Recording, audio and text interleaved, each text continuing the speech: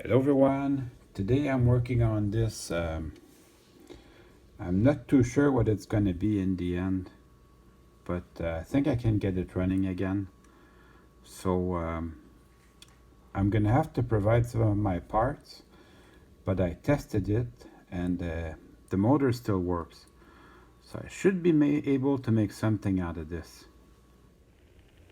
So one of the trucks is missing. So I've got some that I can use.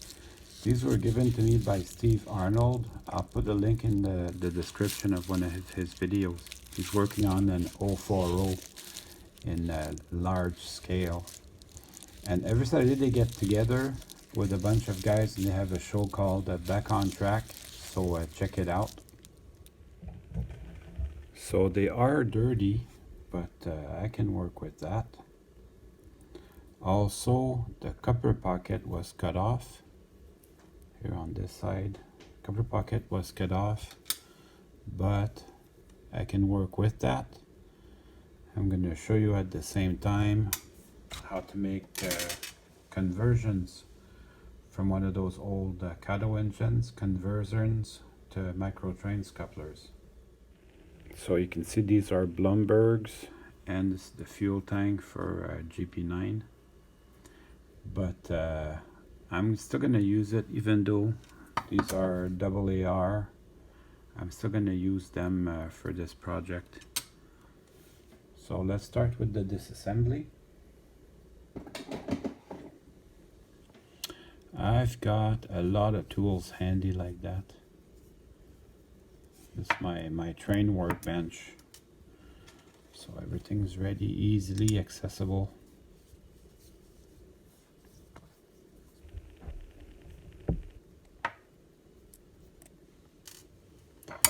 And then we'll just spread this around. Let's have a look at what we've got. So that is the fairly standard early Cato stuff. So that should be all really good runner. All together. I'm just going to take a little look at it. Probably I'll do a little bit of lubrication. But I'm not going to get carried away. These usually run good. So I am going to clean this. As you clean this, be mindful of these insulators. I don't want to lose them, so I'll take them off.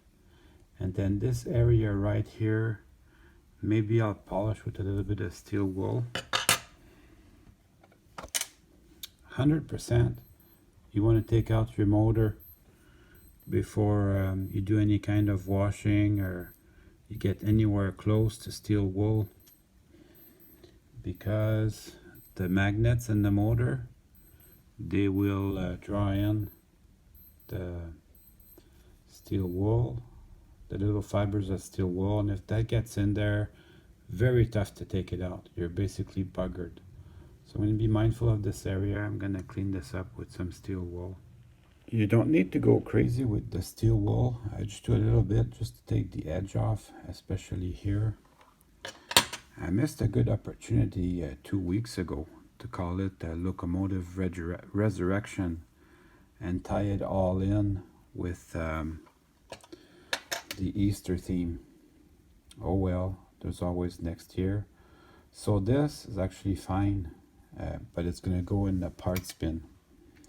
And I'm going to clean these because we're going to run these today. How I take these apart, I like to push against my finger, just like that. Push the middle part out, and that's it.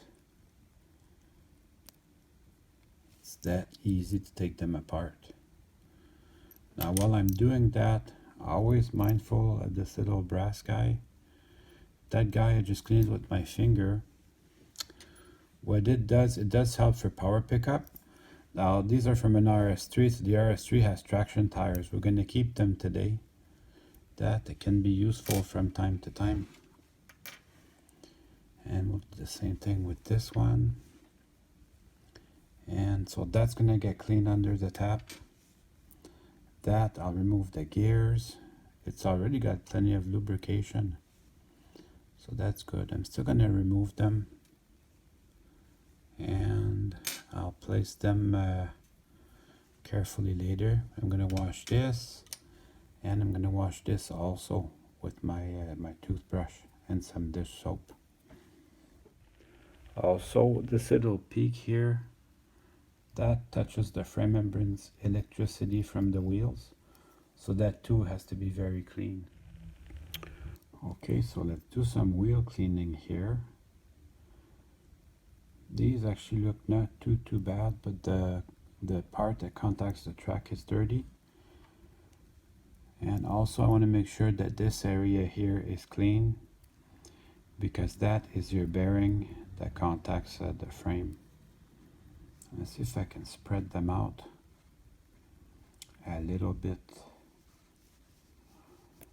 And I want to be careful not to damage anything. There. So I'm going to make sure that that's squeaky clean before I reassemble it. But it's looking pretty good. Now I can come in with my rag and do the inside of the wheel. I'm probably going to re-lubricate that. But I'm going to wait till everything's reassembled before I do. So now I've got the inside of the wheel squeaky clean. And then I can do the flange here with the wheel part of it. Gonna get my camera to refocus now. There. So I'm gonna work on that a little bit. Now I've gotten it as clean as I can. So I'm gonna bring him back to the axle. And as I do, I'm probably gonna get out my my wheel gauge just to make sure I've got the correct gauge for the track. So I've got my Micro Trains height gauge handy. This one's old enough that it says KD on it, but look at that, it served me well over the years. So I'm going to make sure that this is adjusted to where I'm happy. What you want is, you want basically on the gear side,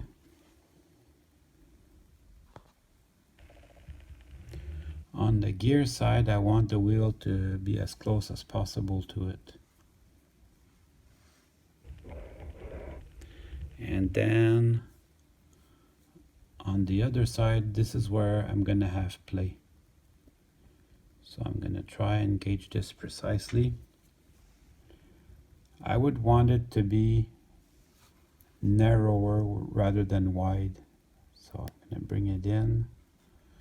That looks pretty good to me. It's a little bit too narrow, so I'm gonna spread it out just a little bit.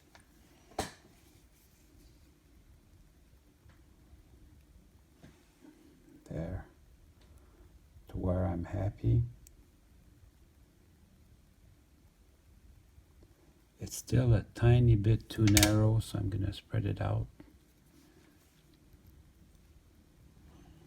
That's what that looks like. Perfect. So I'm gonna do the same thing for the other wheel.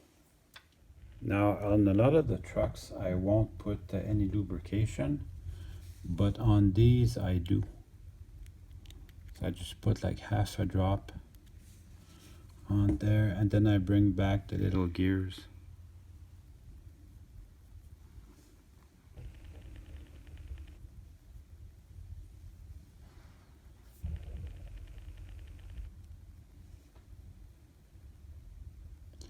I don't know if it's gonna do miracles, but I think it can't hurt. I'm gonna refocus this.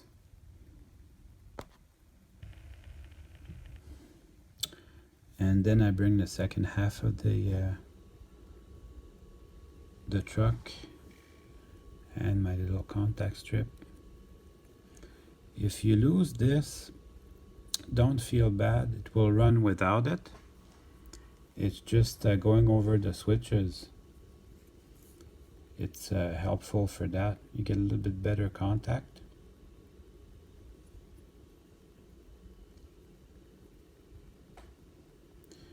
And once you have it lined up, you bring in the wheels.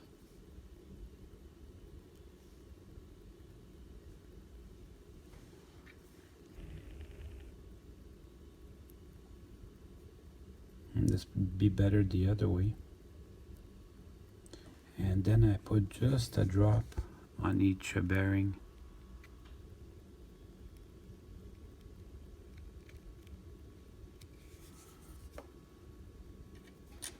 And then I can bring in my side frame.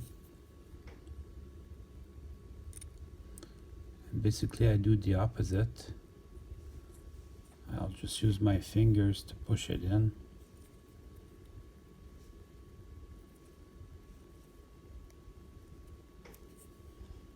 And then it'll just click into place.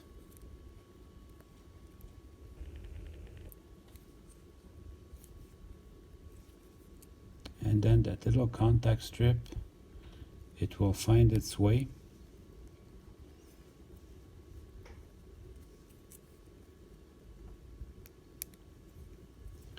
But you still want to check, you want to make sure there's two little holes in there to guide it through. You want to make sure it's in these little holes. But usually they find it on their own. I think this one's got it, but I'm going to double check under magnification. Yeah, it just found its little guiding PIDs, found it all on its own, so that went well. And then check it with your finger. You should be feeling no rolling resistance whatsoever. So I'm going to do the same thing for the other side. Okay, now I'm ready to put everything back together. So the motor, I kept the order that which it came out. If you were to put it up like that, what could happen is it will go forward when it should go backwards. So try to put it back the same way that it came. And then we'll put the worm gears back. These look very good, but I am gonna put just a tiny drop of lubrication, just to say that I did something.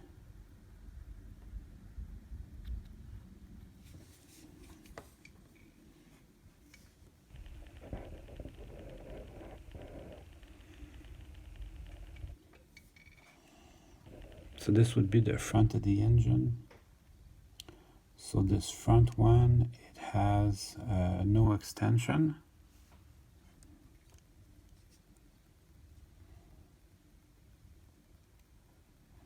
Just gotta make sure that everything's in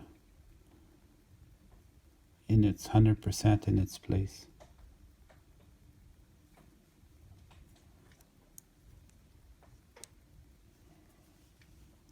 Because this is why they run so well. It's because they have very, very close tolerances. So you have to be careful when you put them back together. Line up everything properly, 100%.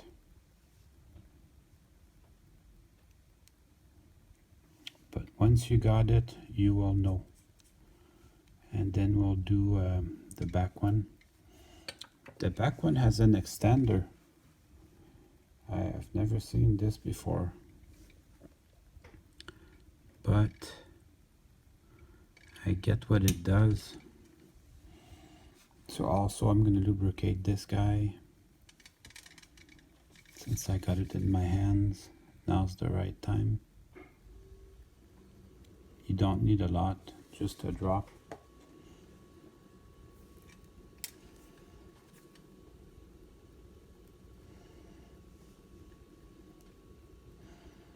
I'm going to light this up off camera because I need to focus a little bit.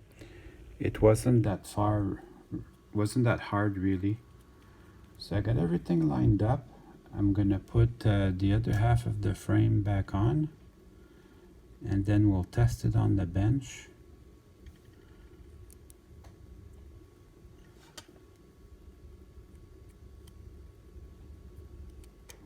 motor's not in its place.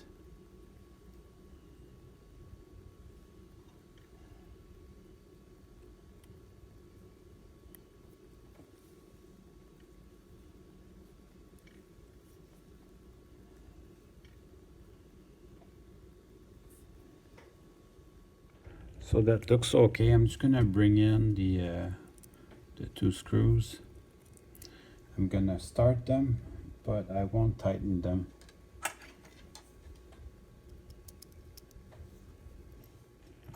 So now I've got a little bit of slack, just enough to bring in my two trucks.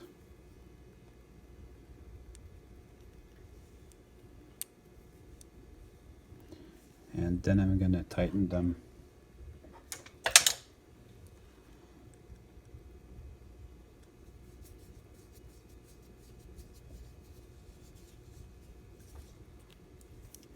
Whoopsie. That's what I tell you all the time, eh? Use gravity as your friend.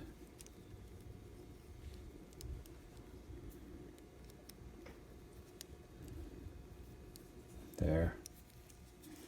So use gravity as your friend.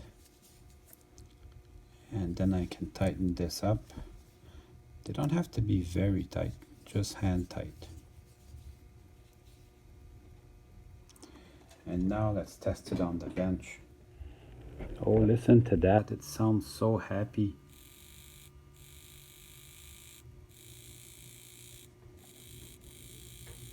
So let's go try it on the track.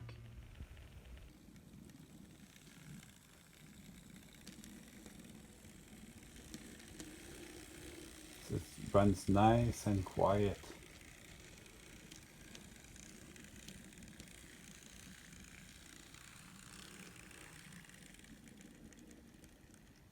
So I'm gonna look at my parts bin just to see if I can't find a shell for it.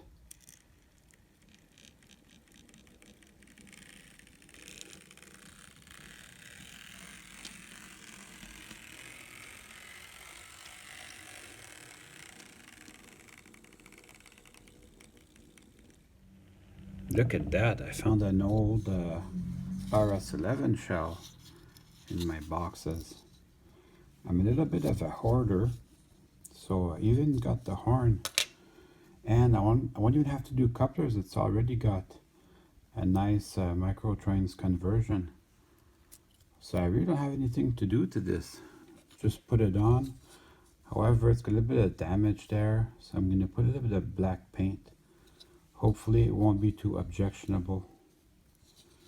So a little bit of touch-ups there, and the fuel tank.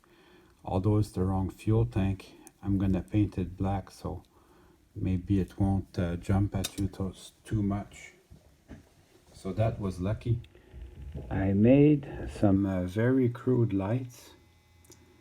It's not something I'm proud of. It's more like something the professor would make on Gilligan's Island.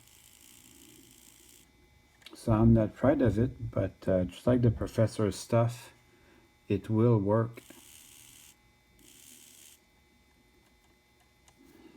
And because I'm using LEDs, they're always directional lighting. This front that I painted, not perfect either, but it's better than it was before. So I'm just gonna wiggle this over my drive. I have to watch out for these handrails. I don't especially want to break them.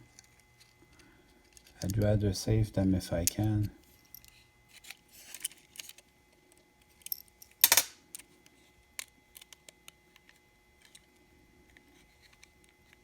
And then it looks like I've got an engine. And now it's time to run some trains. Well, for a locomotive that was left for dead this morning, it sure came a long way.